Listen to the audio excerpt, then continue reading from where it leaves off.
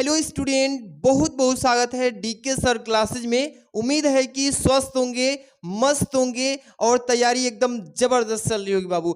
जितने भी प्यारे बच्चे क्लास 12 के हैं बाबू, इस वीडियो में आपका हिंदी से पूरा गद्य साहित्य से लेके और पद्य साहित्य से टोटल 10 नंबर के ऑब्जेक्टिव समझिए कि यूं समाप्त होने वाला है, क्लियर हो जाएगा इस वीडियो से।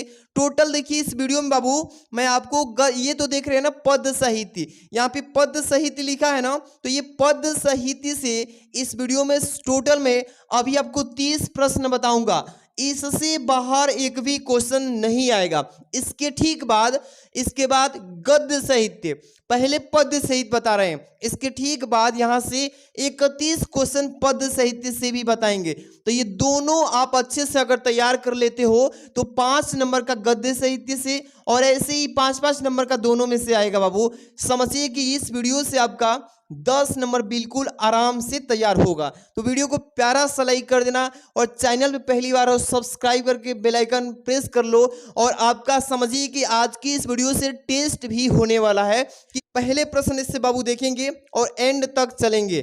ध्यान से एक एक क्वेश्चन को करना, ठीक है। चलिए हाँ, यहां से सबसे पहले एकदम आराम से समझिएगा क्लियर। थोड़ा सा ब्रश में ला लूं, फिर यहां से एकदम आराम से पहला क्वेश्चन का जवाब दीजिएगा आप लोग। पहला क्वेश्चन आपके सामने आ चुका है, आराम से पढ़िएगा और आंसर देने की कोशिश करिएगा। पहला इसमें पद्य साहित्य से कि नई कविता युग की रचना है, इसी तरीके से पेपर में आएगा। 4 विकल्प रहेगा यहाँ पे। यमा नहीं है। खुशबू के शिलालेख, देखिए बाबू खुशबू के शिलालेख, ये जो आप ऑप्शन देख रहे हो ख नंबर, ये बिल्कुल सही है क्योंकि नई कविता युग की रचना की बात आएगी तो यहाँ पे देखिए खुशबू, यहाँ पे मिस्टेक थोड़ा सा होगा लेकिन खुशबू के शिलालेख हो जाएगा इसका करेक्ट आंसर। ऐसे ही आराम से एक एक क्वेश्चन का सटीक आंसर आप दीजिएगा। लास्ट में बताइएगा कि सर आपने कितना सही किया है, कितना गलती। चलिए अब हम नेक्स्ट क्वेश्चन की तरफ चलेंगे। अगला प्रश्न आपके सामने आ चुका है, लिखा है इसमें कि प्रगतिवादी युग काव्य धारा के प्रमुख कवि कौन है। आराम से एक एक प्रश्न को करिए। तो देखिए प्रगतिवादी युग काव्य धारा की बात करेगा तो इसमें से कवि पूछा है, केदारनाथ होगा कि यहाँ पे सूरदास होगा कि तुलसीदास कि चंद्र, यहाँ पे लिखा चंद्रवरदाई।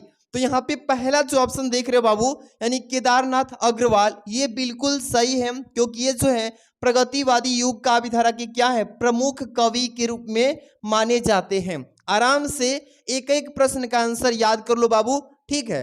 चलिए इसका आंसर बताइएगा। एक एक प्रश्न आपके लिए काफी इंपॉर्टेंट है। लिखा है बाबू इसमें कि गिरजा कुमार माथुर किस काल की कवि हैं। गिरजा कुमार माथुर किस काल की कवि हैं। तो यहाँ पे लिखा है क नंबर आदिकाल, यहाँ पे ख नंबर भक्ति काल, इसके बाद ग है रीति काल, इसके बाद क्या है आधुनिक काल। तो यहाँ पे देखिए गिरजा कुमार माथुर की जब भी बात आए तो यहाँ पे याद करना क्या होगा बाबू, आपके आधुनिक काल के कवि माने जाते हैं। आराम से एक एक क्वेश्चन को सही तरीके से आंसर करिएगा। चलिए 4 नंबर का आंसर छाप दीजिए, क्या होगा। जितने भी प्यारे बच्चे देख रहे हैं चारों मतलब 4 नंबर का क्वेश्चन बताइए कि हिंदी साहित्य के आधुनिक काल की रचना किसने की है बाबू। चलिए यहाँ पे सभी प्रश्न का आंसर आपको बताना है एक एक क्वेश्चन का। क लिखा है पद्मावत, क्या लिखा है पद्मावत, ये गलती है। इसके बाद देखिए ख लिखा है सूरसागर, ये भी गलती है बाबू। तीसरा भी ये लिखा है राम चंद्रिका, ये भी गलत है। इसके बाद घ नंबर लिखा है चांद का मुख टेढ़ा यानी मुंह टेढ़ा। तो हिंदी साहित्य के आधुनिक काल की बात जब भी आए तो ये रख देना, इसमें आंसर क्या रहेगा, तो चांद का मुख टेढ़ा। आराम से एक एक क्वेश्चन का आंसर करिएगा और यहाँ पे अगला क्वेश्चन आपके सामने आने वाला है। चलिए अगला क्वेश्चन का आंसर फटाफट से करिएगा। जितने भी प्यारे बच्चे बताने वाले हैं इसका आंसर बताइएगा क्या होने वाला है। लिखा है ना मास्को अभी दूर है के रचयिता कौन है। मास्को अभी दूर है के रचयिता कौन है। क लिखा है बिलोचन, इसके बाद ख लिखा है बाबू राम स्वरूप शर्मा, इसके बाद है ग नंबर हरिवंश राय बच्चन, इसके बाद है शिवमंगल। यहाँ पे देखिए याद रखिएगा मास्को अभी दूर है तो यहाँ पे शिवमंगल हो जाएगा, चौथा विकल्प इसका करेक्ट हो जाएगा। आराम से एक एक प्रश्न का आंसर लास्ट में बताइए कि आपने कितना सही किया, कितना गलत किया है, लास्ट में स्कोर बताइएगा। ठीक, अगला है 6 नंबर। चलिए इसका भी आंसर बताने की कोशिश करिएगा। देखिए इसका लिखा है प्रगतिवाद के यानी कि सशक्त यहाँ पे कवि कौन माने जाते हैं, सशक्त कवि। यहाँ पे लिखा है बाबू राम नरेश, ये तो नहीं माने जाएंगे। ख नंबर लिखा है ना बाल मुकुंद गुप्त, ये भी नहीं है। इसके बाद ग डॉक्टर नगेंद्र, ये बिल्कुल सही है क्योंकि यही प्रगतिवाद के सशक्त कवि के रूप में माने जाते हैं। नागार्जुन तो बिल्कुल नहीं है। तो इसमें से जो पूछा है प्रश्न उसके अकॉर्डिंग आपको आंसर करना है। चलिए 7 नंबर की तरफ हम लोग बढ़ेंगे। अगला प्रश्न आपके सामने आ चुका है 7 नंबर। क्या बोला है इसमें बाबू, ध्यान समझिए। लिखा है ना कि रामधारी सिंह दिनकर प्रमुख कवि हैं। कौन है बाबू, इसमें पहले ये रखना कि रामधारी सिंह की बात आ जाए तो यहाँ प्रमुख कवि पूछा है ना, तो यहाँ पे लिखा है प्रगतिवादी काव्यधारा के, नहीं बिल्कुल गलत है। ये प्रगतिवादी ये किसके हैं, तो प्रगतिवादी क्या लिखेंगे, प्रगतिवादी काव्यधारा के ये माने जाते हैं। अब ये जो है निगूढ़, यहाँ पे ज्ञानेश्वरी ये गलत है, निगूढ़ इसके बाद ये भी गलत है। इसका मतलब जो है ख नंबर प्रगतिवादी ये हो जाएगा इसका करेक्ट आंसर। ऐसे ही नेक्स्ट क्वेश्चन आपके सामने आ चुका है 8 नंबर। बादल को घिरते देखा है, बादल को घिरते देखा है, कौन होगा इसमें, ये रचना पूछा गया है। क्या पूछा है बाबू 8 नंबर का, बादल को घिरते देखा है, ये किसकी रचना है, तो मुक्ति बोध का, ये बिल्कुल गलत है ऑप्शन। इसके बाद दूसरा है नागार्जुन, ये बिल्कुल सही है क्योंकि बादल को घिरते देखा ये एक रचना जो है ये नागार्जुन की है। किसकी है, नागार्जुन की, ना कि त्रिलोचन, ना ही अगेय की। तो यहाँ पे जो है ऑप्शन कौन सा है, तो ये ख नंबर विकल्प इज द राइट ऑप्शन। जितने भी प्यारे बच्चे वीडियो को लाइक नहीं किए, प्यारा सा लाइक कर देना बाबू, और इसका आंसर बताने की कोशिश करें 9 नंबर का। क्या होगा इसका आंसर, यहाँ पे रश्मि रथी किस कोटि की रचना है, आराम से बताइए, देख लीजिए ऑप्शन। यहाँ पे रश्मि रथी लिखा है ना, सॉरी रश्मि रथी पूछा है ना, रश्मि रथी किस कोटि की रचना है। इसके बाद पहला है काव्य महाकाव्य का, दूसरा है खंड काव्य का, इसके बाद तीसरा है मुक्ति का, इसके बाद अगला है गद्य काव्य का।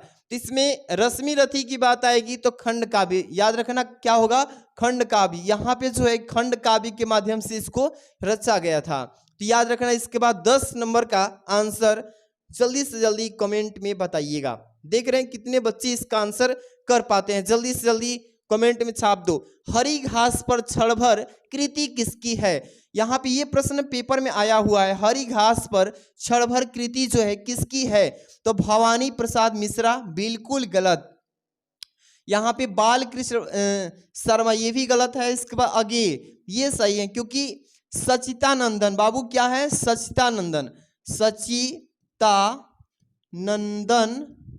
हीरानंदन वासैन अगे जी, इन्हीं का शॉर्ट नेम क्या है बाबू, अगे। इनको याद रखिएगा कि हरी घास पर क्षणभर कृति जो है अगे जी की है। नेक्स्ट क्वेश्चन आपके सामने जो आने वाला है, यहाँ पे क्या है, अगला प्रश्न 11 नंबर, ध्यान समझिए।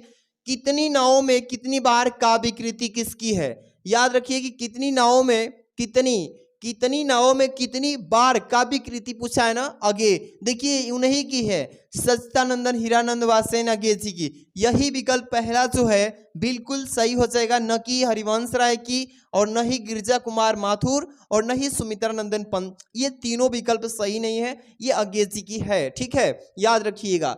नेक्स्ट क्वेश्चन आपके सामने देखिएगा 12 नंबर, एकदम आराम से क्वेश्चन कीजिए। आंगन के पार द्वार के रचना किसने किया था, तो जयशंकर प्रसाद जी, बिल्कुल गलत, इसने नहीं किया।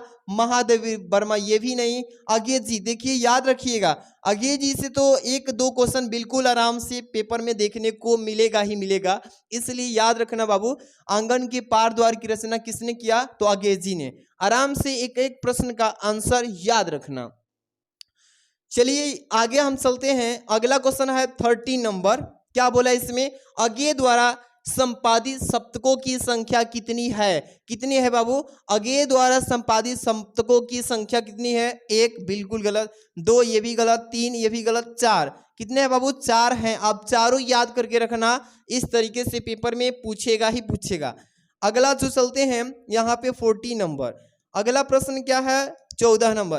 तार सप्तक के संपादक कौन है, तार सप्तक के संपादक यहाँ पे याद रखना अंग्रेजी। देखते ही इसका आंसर बहुत सारे बच्चे कर दे रहे होंगे कि बहुत ही सिंपल सा क्वेश्चन पूछा गया है, इसलिए क नंबर विकल्प सही है और बाकी की ये सभी गलत हैं। तो याद रखिए, सीधे सीधे फंडा अपनाइए कि जो प्रश्न कर रहा है उसका आंसर आपके माइंड में होना चाहिए। इन विकल्पों से नहीं मतलब है, सीधे प्रश्न का आंसर आप देखिए कहाँ पे है, उससे मतलब रखिए। ठीक, आगे प्रश्न करते हैं। यहाँ पे 50 नंबर, चलिए इसका आंसर बताइएगा बाबू क्या होने वाला है। क्या लिखा है इसमें कि दूसरा तार सप्तक के संपादक कौन है? कौन है दूसरा तार सप्तक के संपादक? रामविलास शर्मा, गलत। गिरिजा कुमार माथुर, ये भी गलत। इसके बाद केदारनाथ, ये भी गलत। इसके बाद भवानी प्रसाद मिश्र, बिल्कुल ये जो आप देख रहे हैं चौथा विकल्प, ये भवानी प्रसाद मिश्र के द्वारा दूसरा तार सप्तक के संपादक किया गया था। अगला प्रश्न आपके सामने होने वाला है। इन सभी क्वेश्चंस को अच्छे से पढ़ के जाना है, आराम से एक एक क्वेश्चन को पढ़ के जाना है। काफी पेपर में पूछे गए हैं। दूसरा तार सप्तक का प्रकाशन किस वर्ष में हुआ था? तो यहाँ पे 1954 में बिल्कुल गलत है। 1951 में बिल्कुल सही है, ये भी गलत है। आप देखिए इसको ट्रिक से बताता हूँ। पहला की बात करें, पहला तार सप्तक बाबू पूछेगा तो यहाँ पे ट्रिक से याद रखना, पहला तार सप्तक का प्रकाशन किस वर्ष में हुआ था? तो 1943 में हुआ था। किसमें? 1943 में। आप प्लस इसमें कितना जोड़ देते हैं? 8 जोड़ेंगे तो दूसरा तार सप्तक आ जाएगा। कितना आएगा? 1951 आ जाएगा। 1900 कितना आएगा? 51 में हुआ था। अब इसमें फिर हम, तो ये दूसरा हो गया। किसका हो गया? दूसरा हो गया। ट्रिक से समझ लो, ये पहला है, बस 8 जोड़ देंगे। अब 1951 फिर 8 जोड़िए तो ये फिर कितना आ जाएगा? 1959 आ जाएगा। 1959। इस तरीके से ये तीसरा आ जाएगा। तो पेपर में पूछेगा बाबू, इस तीनों में से किसी एक को तो अनिवार्य है कि पूछ ही लेगा। कि तो पूछेगा कि पहला तार सप्तक का प्रकाशन किस वर्ष में हुआ? तो 1943 याद रखिए, 1943। दूसरा पूछेगा तो इसमें 8 जोड़ देंगे तो 1951 हो जाएगा। तीसरा पूछ देगा तो इसमें 1951 में 8 जोड़ दो, 1959। याद रखिए, सिंपल तरीके से एक आपका आंसर क्लियर है, पेपर में फंसेगा ही फंसेगा। चलिए अगला प्रश्न देखते हैं। यहाँ पे 17 नंबर प्रश्न का आंसर बताइए क्या होने वाला है इसका आंसर। बहुत सारे बच्चों को देख रहे हैं, अपना अपना आंसर बताइएगा कि तीसरा तार सप्तक, यहाँ पे सप्तक है, क्या है बाबू? ये सप्तक है, सप्तक, ठीक है। तीसरा तार सप्तक का प्रकाशन वर्ष किस वर्ष में हुआ था? आपको अभी मैं ट्रिक से भी बताया था। तो तीसरा की बात आए तो कितना याद रखेंगे बाबू? 19। यहाँ पे देखिए मिस्टेक हुआ है क्या, इसमें कितना हुआ था? तो यहाँ पे 1943 तो पहला है, दूसरा क्या हो जाएगा? तो 1951 हो जाएगा, ठीक है। और तीसरा की बात करें तो 1900 क्या होगा? 59 होगा। तो इस ऑप्शन में देखिए कौन सा 1959, इसमें मिस्टेक से छपा नहीं है, यही है। 17 नहीं है, बस यहाँ पे 19 होना चाहिए था। लेकिन आप याद रखिए, कहीं भी हो आपको ऑप्शन याद रखना है कि बस कैसे आंसर बनाना है, ठीक। तो यहाँ पे बस ये हो जाएगा, 19 होगा, 17 नहीं, मिस्टेक से छप गया था। चलिए कोई बात नहीं, आगे बढ़ते हैं। अगला प्रश्न देखिएगा, आंसर बताइएगा क्या है। 18 नंबर का आंसर बताइएगा कि क्षयवाद स्थूल के प्रति सूक्ष्म का विद्रोह कथन किसके द्वारा कहा गया था? तो याद रखिएगा बाबू कि डॉक्टर हजारी प्रसाद द्विवेदी, बिल्कुल गलत है। क्षयवाद स्थूल की बात कर रहा है और प्रति सूक्ष्म विद्रोह, तो यहाँ पे यहाँ पे देखिए गुलाब राय है, एक के में होगा, ये भी नहीं होगा। डॉक्टर धीरेन्द्र वर्मा, ये भी नहीं होगा। डॉक्टर नगेंद्र, ये सही है, क्योंकि ये जो चौथा विकल्प देख रहे हो प्यारे बच्चों, ये इसका सही आंसर हो जाएगा। आराम से एक एक चीज याद करके रखो। चलिए अगला प्रश्न देखते हैं। 19 नंबर का आंसर रिपीट करके बताइए अपना अपना आंसर कि कौन सा कवि क्षयवाद युग का कवि नहीं है। इस टाइप का पेपर में तो एक बिल्कुल ही प्यारा सा क्वेश्चन पूछता है जिसमें पूछेगा कि नहीं है, निगेटिव पूछेगा। तो निराला जी ये तो है भाई, ये तो निराला जी हैं, लेकिन जयशंकर प्रसाद ये भी हैं, यहाँ पे महादेव वर्मा ये क्षयवाद की ये भी है, जबकि क्षयवाद युग के कह रहा है कि कवि नहीं है। तो अंग्रेज जी, ये अंग्रेज जी क्षयवाद युग के नहीं है, इसलिए आंसर जो हमारा होगा ये चौथा विकल्प इज द राइट ऑप्शन हो जाएगा। ठीक है, याद रखिएगा। आगे चलते हैं, अगला प्रश्न 20 नंबर पे आ चुके हैं बाबू। 20 नंबर का आंसर आप लोग ध्यान से समझिएगा कि सुमित्रा नंदन पंत को सोवियत लैंड नेहरू पुरस्कार किस कृति पे मिला था। तो आपको अच्छे से तैयारी होना चाहिए, एक एक प्रश्न आपके लिए काफी कीमती है, ये तो एकदम बेहद ही इंपॉर्टेंट है, इसको अच्छे से पढ़ के जाना है। तो सुमित्रानंदन पंत को कहा है ना सोवियत लैंड नेहरू पुरस्कार किस कृति पे, तो वो मिला था लोकायतन पे। किस पे, हमको पूरे अच्छे से जानकारी है कि एकदम आपका इसका आंसर क्या होगा, सटीक, तो लोकायतन होगा। इसलिए आप लोग इसको इग्नोर कीजिए, ज्यादा फालतू की चीजों पे ध्यान नहीं देना है, सीधे प्रश्न का आंसर दिमाग में होना चाहिए, क्या होगा, लोकायतन। आराम से ये प्रश्न का आंसर हो जाएगा। नेक्स्ट क्वेश्चन आपके सामने आ चुके हैं 21 नंबर, ध्यान समझिएगा बाबू। क्या बोला इसमें कि नौका विहार कविता का संबंध किस नदी से है, किस नदी से, तो एक एक प्रश्न का आंसर याद रखिएगा क्या होगा। यहाँ पे पहले ही गंगा दे दिया सही आंसर, पहला ही प्रश्न क्या है बाबू, सही दे दिया है, इसलिए एक एक प्रश्न का आंसर जबान में याद होना चाहिए। पहला गंगा नदी से हो जाएगा, न कि यमुना से, और न ही सरस्वती, और न ही घाघरा से होगा। तो ये बस गंगा याद रखिएगा। अगला प्रश्न बाबू आपके सम्मुख आने ही वाला है 21 नंबर के बाद से 22 नंबर। 22 नंबर, कमायनी के प्रथम सर्ग का नाम बताइए बाबू। कमायनी के प्रथम सर्ग क्या होगा, तो वन, यहाँ पे पहले ही चिंता हो जाएगा, याद रखिएगा, पहला ही क्या होगा, चिंता हो जाएगा इसका आंसर। क्या होगा बाबू, चिंता हो जाएगा इसका आंसर, चिंता, याद रखिएगा प्यारे बच्चों, क्या होगा इसका, चिंता हो जाएगा आंसर। इस तरीके से वही गलती इधर से उधर मिस्टेक कर रहा है, चलिए कोई दिक्कत नहीं, चिंता हो जाएगा इसका आंसर। नेक्स्ट क्वेश्चन आपके सामने है कितना नंबर, 23 नंबर। चलिए ध्यान से करिएगा, लहर के रचनाकार किसे माना गया है। बहुत ही प्यारा सा क्वेश्चन है जयशंकर प्रसाद जी का, आप लोग याद रखिएगा, लहर की बात आए ना, और रचना किसने किया है, जयशंकर प्रसाद जी किए हैं। जयशंकर प्रसाद जी, इसका क्या हो जाएगा सही आंसर, न कि ये और न ही ये, तीनों विकल्प इज द रॉन्ग हो जाएंगे, जबकि एक ही नंबर इसका सही आंसर होगा। चलिए आगे बढ़ते हैं। जैसे ये 30 प्रश्न कंप्लीट होता है, एक मोटिवेशन बोलेंगे, फिर से गद्य साहित्य में एंट्री करेंगे। चलिए यहां से स्टार्ट होता है 24 नंबर। क्या है प्रश्न का आंसर, कि यहाँ पे कि क्षयवाद की विशेषता बताइए। क्षयवाद की विशेषता पूछा है, क्षयवाद की जब भी विशेषता पूछे तो उसमें सुंदरता जुड़ जाती है। कि क्या जुड़ जाती है बाबू, सुंदरता, क्या जुड़ जाती है, सुंदरता, एवं क्या जुड़ जाएगा उसमें, स्नेह जुड़ जाएगा। स्नेह या उसी को प्रेम भी कह सकते हैं, क्या बोल सकते हैं, प्रेम भी कह सकते हैं। तो अगर कभी भी क्षयवाद की विशेषता पूछ ले तो याद रखिए सुंदरता एवं स्नेह या प्रेम जुड़ जाता है। इसलिए विकल्प कौन है, ये भी नहीं है, ये भी नहीं है, या सौंदर्य एवं प्रेम लिखा है ना, यही इसका करेक्ट आंसर हो जाएगा। आराम से समझिए, सीखिए, तैयार करिए बढ़िया से। चलते हैं अगला प्रश्न के सामने 25 नंबर। 25 नंबर का आंसर आराम से करिएगा बाबू, ध्यान से। चलिए 25 नंबर क्या लिखा है इसमें, 25 नंबर इसमें क्या लिखा है कि सुमित्रानंदन पंत को ज्ञानपीठ पुरस्कार उनकी किस रचना पे मिला है। ये प्रश्न पेपर में हर एक साल पूछा जाता है। लोकायतन पे बिल्कुल गलत, युगांत पे इस पे भी नहीं, काला और बूढ़ा चांद ये भी नहीं होगा। चिदम्बरा, याद रखिएगा बाबू किस पे मिला था, तो चिदम्बरा पे मिला था, चिदम्बरा पे मिला था, याद रखना, ठीक है। इसके बाद हम लोग अगला प्रश्न देखेंगे और तब से हम एंट्री करेंगे नेक्स्ट आपके गद्य साहित्य में।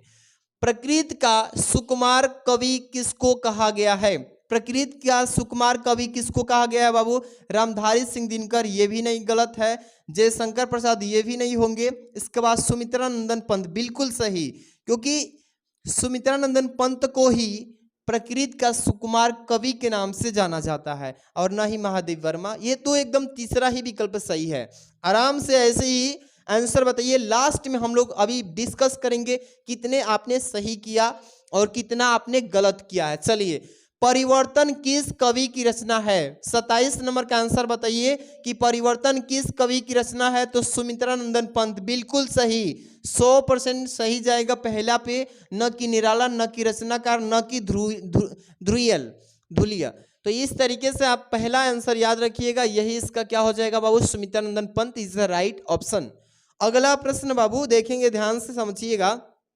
28 नंबर, उर्मिला का विरह वर्णन साकेत के किस सर्ग में है, साकेत के किस सर्ग में पूछा है ना, प्रयम, प्रथम सर्ग, ये गलती है, प्रथम है, प्रथम सर्ग, ये द्वितीय सर्ग, ये भी गलत, नवम सर्ग, बिल्कुल सही। क्या होगा?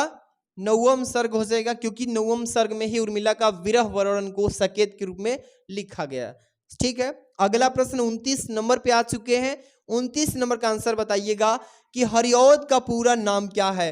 अयोध्या सिंह उपाधि हरिऔध। देख लीजिए विकल्प, देखिए आराम से आप बिल्कुल आराम से आंसर बना सकते हैं। आप भी कुछ सेंस लगाइए।